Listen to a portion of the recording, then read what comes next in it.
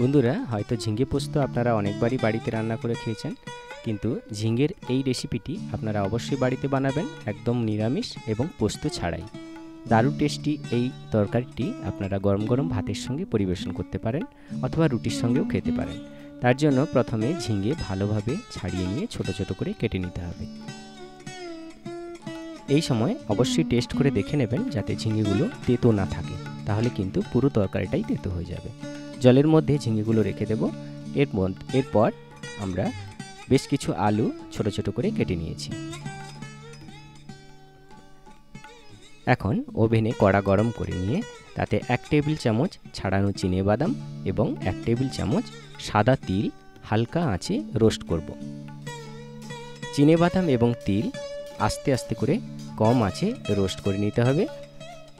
কিছু সময়ের মধ্যে দেখবেন এখান থেকে একটা সুন্দর গন্ধ বেরিয়ে আসছে, তখন আমরা নামিয়ে নেব। দেখুন সুন্দর কালার এসছে, হালকা গোল্ডেন কালার। এবারে এগুলোকে মিক্সির মধ্যে ঢেলে নিয়ে অল্প একটুখানি জল মিশিয়ে ভালোভাবে পেস্ট করে রেখে দেব। এখন কড়াতে 1 টেবিল চামচ পরিমাণ সর্ষের তেল যোগ করব। তেল গরম হয়ে গেলে 1 চামচ কালো জিরে দিয়ে দেব এবং সাথে 2টো চেরা কাঁচা লঙ্কা। একটুখানি নেড়ে নিয়ে আমরা প্রথমে ধুয়ে রাখা আলুগুলো যোগ করব।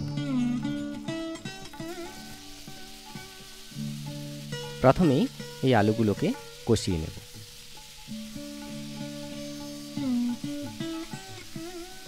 ঢাকনা দিয়ে 2-1 বার এইভাবে রান্না করে নিলে আলুগুলো সুন্দরভাবে রান্না হয়ে যাবে এবং হালকা একটা গোল্ডেন কালার চলে আসবে।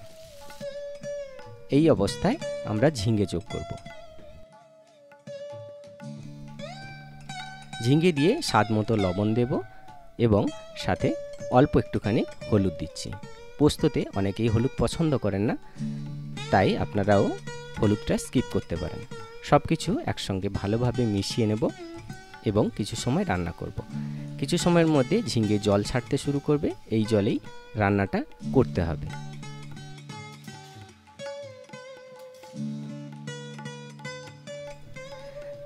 কিছু সময় রান্না করে নেওয়ার পরে বেটে রাখা তিল আর বাদামের পেস্ট যোগ করব।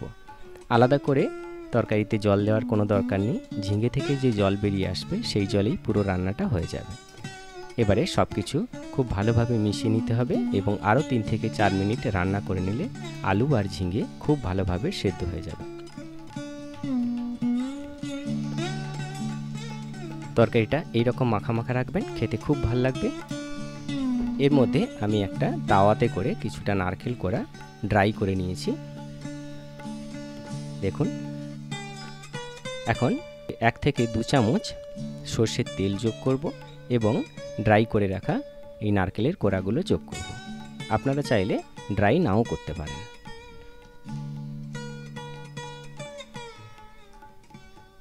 এবার ঢাকনা চাপিয়ে ফ্লেমটা অফ করে দেব। বন্ধুরা, তৈরি হয়ে গেল ঝিঙে আলুর তরকারি। পোস্ত না থাকলে নিরামিষ দিনে অবশ্যই একদিন বাড়িতে এই তরকারিটি রান্না করে দেখবেন, আশা করি আপনাদের সবার খুব ভালো লাগবে। গরম গরম ভাতের সঙ্গে পরিবেশন করতে পারেন কিংবা রুটির সঙ্গেও খেতে পারেন। যদি ভিডিওটি ভালো লেগে থাকে তাহলে কিন্তু অবশ্যই চ্যানেলটি সাবস্ক্রাইব করে আমাদের পাশে থাকবেন। সবাইকে অনেক ধন্যবাদ।